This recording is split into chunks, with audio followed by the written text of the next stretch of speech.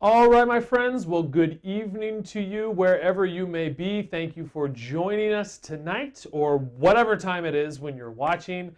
Happy almost Thanksgiving. Maybe it is Thanksgiving. I don't know. Again, I don't know when you're watching this, but nonetheless, when I'm recording this, it's almost Thanksgiving. So I wanted us to talk a little bit about Thanksgiving. So I don't know about you guys, like it's the really interesting thing. Well, no, I do know about you guys that none of you are married, unless you're not a student and you're watching this. And in that case, welcome to you too. But for the rest of y'all, you're not married, so you don't probably have any experiences outside of your own families for Thanksgiving, at least that you would go to not as a guest. Where that is one of the interesting things I found about being married is that, I grew up with one Thanksgiving, right? My family's Thanksgiving.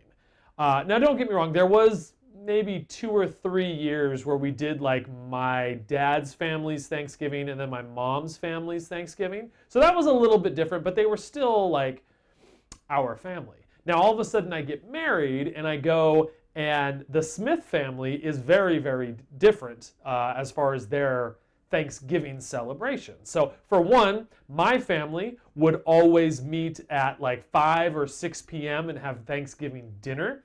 The Smith family meets at 1 p.m. and they have Thanksgiving lunch and then just eat all day and watch TV, like watch football for the rest of the day.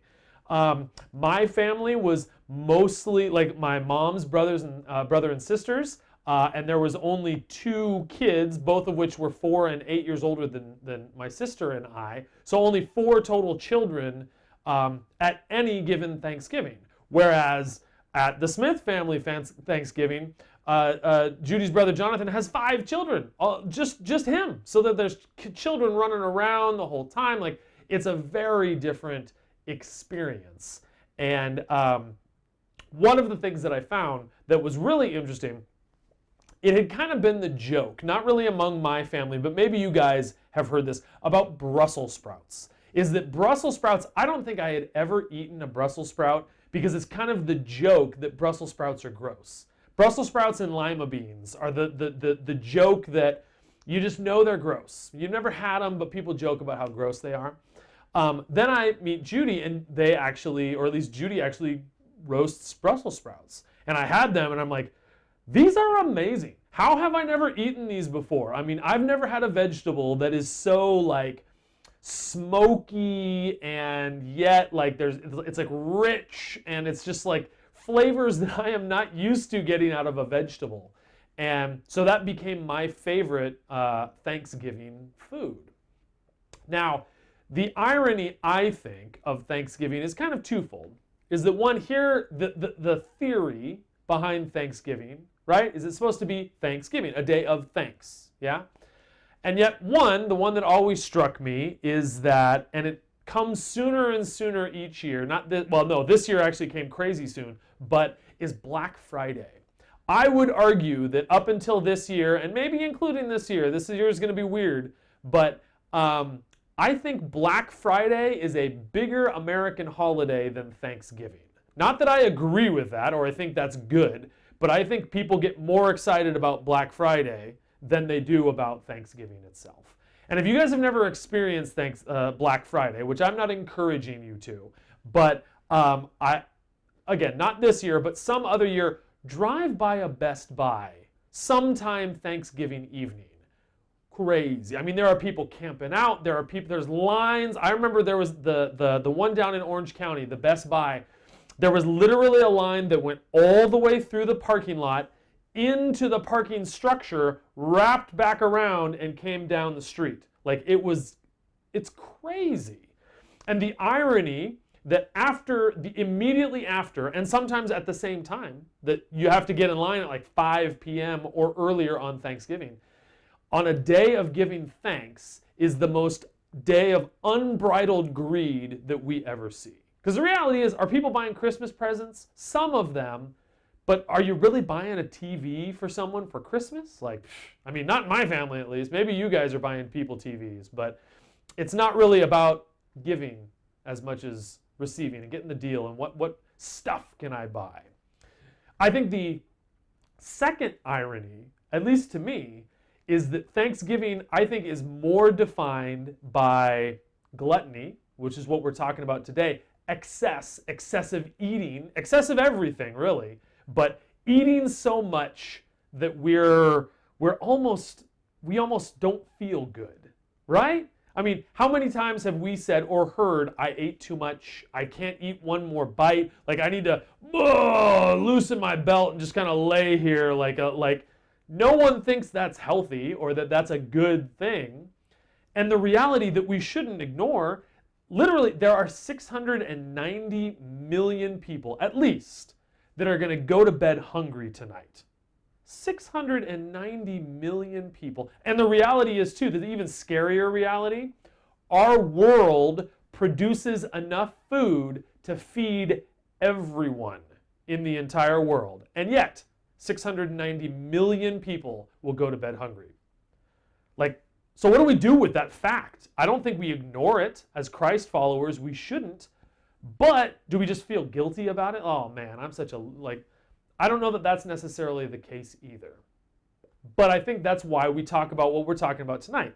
We're talking about gluttony. Because gluttony is one of the 7, right? It's one of the 7 deadly sins that we've been talking about. Not that these sins are worse than other sins, but they're just 7 that we can talk about, right? And gluttony, I was thinking about it with last week. Last week we talked about sloth. This week we're talking about gluttony. I have never once heard a single sermon in, 10, almost 15 years of being a Christ follower. I have never heard a single sermon on either sloth or gluttony. Why is that? Well, let's try one now. So, for me, there's 3 aspects to understanding gluttony. One, we don't use the word gluttony very often. And if we do, the Bible uses it a couple of times, mostly just to say don't be a glutton, and glutton, but it's not specifically a teaching on the concept of gluttony. And usually when we do use it, gluttony exclusively is about food and is about large people that eat way too much. And don't get me wrong, in our culture, I am fully on board with the idea that fat shaming is a horrible thing. I completely agree with that. For those of you that watch This Is Us, or maybe your parents watch This Is Us, there's one character, Kate, that is on that, and she really struggles with obesity. And for me, in watching the show, and you don't think oh, she's lazy, or oh, she's a glutton, or oh, she's just a bad human being. No, we all struggle with something. She struggles with obesity, and some of it is genetic, and some of it is psychological, and all of this sort of stuff. And honestly, that was, for me, as I'm watching this show, I'm like, imagine if my daughter Josephine grows up and struggles with obesity. That's gonna be that. How do you guide someone through that? Help someone through that? By just saying man, you are lazy. Of course not. But I think but what we're talking about today, though, is larger than just food. I think gluttony refers to more excess. When we do something more than we should, I would call that gluttony. So let's talk about why that would happen and what the consequences, why that could be a bad thing. So for me, the first one is that I think gluttony is a result, or can be a result, of our desire outweighing reason. Is it to say that, almost basically the idea that my body has urges and I can't control it. Just a way it's going to go. And we talked about with lust, I think that excuse comes up with lust too. Which for me, I think is a really horrible thing if it is true. And again, that could justify all kinds of terrible actions. But what it does make me think about is that Futurama. I love the show Futurama. Those of you guys that have ever seen it on, what is it, on Cartoon Network now? I don't know where you find it. It's on Hulu. But in Futurama, there's one character called Bender, and Bender is a robot, set in the future, obviously, if you couldn't tell by the name Futurama. And so Bender is a robot who is known for his crass activity. He's always smoking and drinking. He says he drinks because he needs the alcohol to fuel his circuits or whatever, and he smokes because it makes him look cool. And so one day in one of the episodes, they do kind of like a what if scenario, and they say, what if Bender became a human being? What would happen? So this is what he looked like. Bender turned into a human being, and then all along, again, he'd been smoking for what it looked like, and he'd been drinking for like energy. Then all of a sudden he realized that, well, drinking gets me drunk, and smoking gives me like nicotine or whatever the drugs that you get from a cigar. And so he like goes crazy with just indulging every pleasure that he could possibly. He's like, oh, that feels pretty good. Like, I'm going to drink more, I'm going to eat more, and I'm going to do this and this and this and this. And then in just like a few days, he goes from this to this. And he has just so binged on pleasure that he dies. He ultimately goes like so insane that he dies. And while that's an extreme example, obviously, of gluttony, I think the reality is too, though, we do know better, right? I mean, I think if we're honest, like, I think we always do know better that if you stay up all night, there's gonna be a consequence. You're gonna feel like you did. If you didn't do your homework, or you didn't study, or you ate too much, we know there are consequences for that. Now, don't get me wrong, sometimes there might be a judgment call. Sometimes you might say like, well, I think it's worth the sacrifice. Like, I would use the example of like when we do the all-nighter, like the to begin every school year, which unfortunately we didn't get to do this last year. But for that, I think we all know what's going to happen the next day. We know we're going to be exhausted. We know it's going to be, you're going to get that crusty feeling behind your eyes, like when you've been playing video games too long. It's not going to be pleasant, but the experience, the fact that we only do it once a year, all of that, like, that's worth the sacrifice, is the line of reasoning. But I think sometimes, and that's not necessarily gluttony, but I would say that there are times when it says, well, my body just wants this. And almost this idea that, like, if my body wants it, it can't be wrong, right? So there's a passage that I feel like I talk about a lot because I think it's really important, from 1 Corinthians, and that's where Paul is talking about this. And in fact, the ones that we talk about a lot is he uses these phrases that are that are common in Corinth. And he says where are we? We're in 1 Corinthians chapter 6, verse 12. I have the right to do anything, you say, but not everything is beneficial. I have the right to do anything, but I will not be mastered by anything. You say, food for the stomach and the stomach for food, and God will destroy them both. Now, the interesting thing about those two phrases, the first one, I have the right to do anything. That was a phrase that they would say in Corinth, which was basically like a justification for their actions. It was like a Christian way of saying, like, hey, covered by the blood. Like, hey, my actions have already been forgiven. I have the right to do anything, is what people would say. And then I have the right to do anything, so off I'm going to sleep with a prostitute. I have the right to do anything, so I'm not going to give money to the poor, or like whatever they justified. And then the same thing with like the food is for the stomach and the stomach is for food. Is this idea that, like, hey, when I'm hungry, I eat. So eating can't be bad, right? And they were used it to be the same thing. So like my body wants sex. So when I have sex, that can't be bad too, right? And Paul is saying that, like, yeah, but just because your body wants food doesn't mean that everything is therefore okay. Like, especially, I love that I will not be mastered by anything. Let's come back to that in a sec, because the second one that I think is dangerous in this kind of gluttony excess area is this idea of looking for external help for internal problems. It makes me think about, like, I don't know if any of you guys have seen Bridget Jones' Diary. It's a book, and it's probably more for like 20-somethings. Like, I don't know if you guys would watch it, but Judy loves it. I don't know if it's appropriate. It might be rated R, so ignore I said this. Well, except it's right here. So Bridget Jones is this British gal that, like, is kind of writing a diary about her dating foibles and stuff like that. And she has a boy break up with her. And so what does she do? She goes home, she covers herself in a blanket, she gets a tub of ice cream, and she just, eats like crazy. And the reality is that we see that all the time, and I think we experience that sometimes, where it's that like eating something or watching something or drinking something, listening to something, doing something, that it's filling an emotional need. When in reality, does ice cream cure loneliness? No. Does pornography cure lust? No. Does music cure depression? No. These are all just temporary fixes or hits to make us feel better short term. And the reality is, like, isn't that the same as like being a drug addict, right? I just need something to help me feel better. And that I think looking to excess to help us fix an internal problem is dangerous.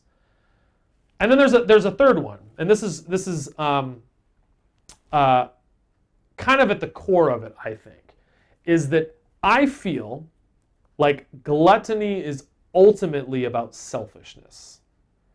Is that, now any of you guys that's parents, and I don't know if parents still use the like, you better eat your dinner, there are starving children in Africa. Like, I don't know if they say that still, but the reality is, like, if I don't eat this macaroni and cheese, is it really gonna go to a starving child? No, it's gonna go in the trash. Like, let's be honest.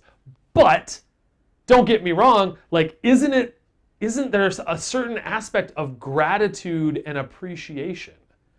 I mean, like, I think about, if you guys know the story about, we talk about the Hebrews a lot, obviously, about being freed from slavery, Moses, let my people go, Red Sea, that whole thing.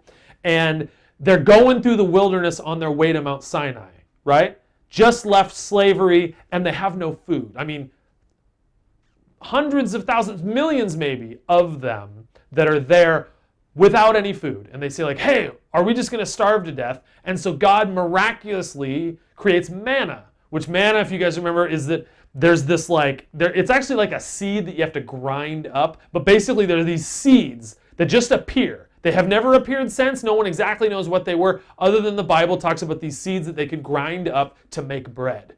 And as much as they wanted, that would last for one day, it just like miraculously appeared on the ground for them. All the bread they could ever eat. And so what do?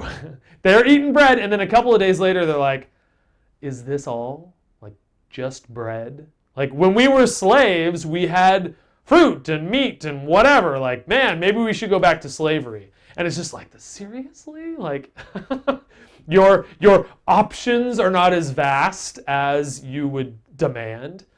And I think, like, for us, this idea of excess, this idea of gorging ourselves, whether it's food or whether it's anything else, is that there's got to be a sense, this lack of gratitude, doesn't there?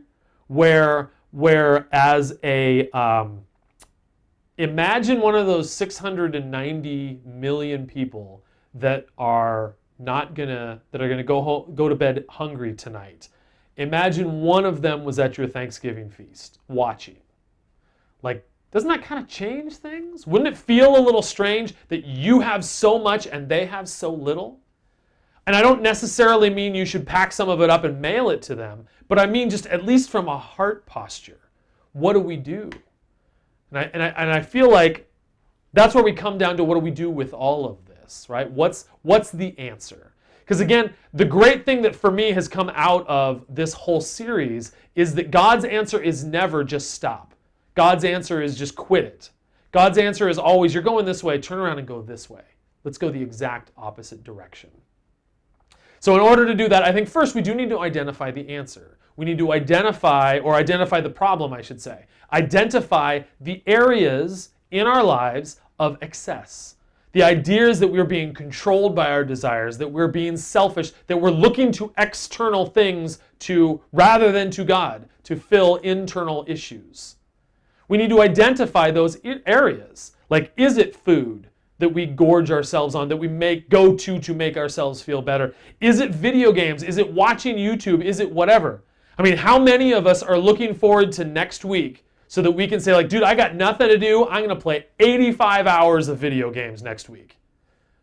Do you think that would be a little much? A little excessive? Would that be a little selfish? And so then the opposite is, how do we turn around and go the opposite direction? I feel like it's about practicing gratitude. I mean, going back to that idea that we were talking about, Genesis 4, we've talked about a bunch, right? Where God says to Cain, sin is crouching at your door, and it desires to have you, but you must rule over it. So what would it look like to take control, like not to be ruled by our desires, but instead to maybe stop and pause like for a moment of gratitude? And I think even that is kind of a challenge, because I think for a lot of us, we've been brought up to say gratitude is saying thank you. And that's not a wrong answer, but I think a lot of us have been thanked very hollowly and we've also, I think, said thank you. Say thank you. Thank you. Is that really gratitude, or is that just obedience? What does it look like to actually have a heart of gratitude? I mean, if you think about it, if we were truly grateful for the stuff that we have, wouldn't that lead to giving? I feel like gratitude would lead to action. Generosity seems like that has got to tie in to gratitude. And the reality is, guys, even now during COVID, even during pandemic, there are so many ways that we can give, that we can help, that we can be generous. And honestly, it's not just with your stuff, though we have stuff. It's not just with our money, though we have money. It's just a generosity of maybe it's generosity with time. Maybe it's calling up somebody who people don't call up. Maybe it is like helping out with calling up hey, Pomona Promise or Pomona Hope, or we've got food banks that are around here. We've got missions that are around here. We've got homeless shelters. We've got animal shelters. We've got orphanages, all right here in our area, that I guarantee you, if you had picked up a phone, or, I guess you can't text, you email them and just say hey, I got a week free next week. Is there anything you need? I guarantee you they'd find something. What does it look like to let our gratitude, take action? Let's pray. Father, thank you for this time. Thank you for this space that we're able to sort through this idea of gratitude and this idea of gluttony. Again, it's not something that we talk about very often, and when we do, we kind of just talk about food and people that have eating disorders and things like that. And those are issues that definitely we should talk about too. But just with this idea of excess, I know that we all have these areas. I know that especially for me, talking about this idea of filling emotional needs and going to external sources, I see that happening. So as we were talking about, I just pray that you would help us identify those things. What do those look like? How do we deal with that? And then two, what it looks like to be grateful instead, and to have a heart of gratitude, not just the actions, but the heart that comes first. Help us see that not only on this Thanksgiving and as we're going forward, but just in our lives in general. We love you and we thank you. And in Jesus' name we pray. Amen.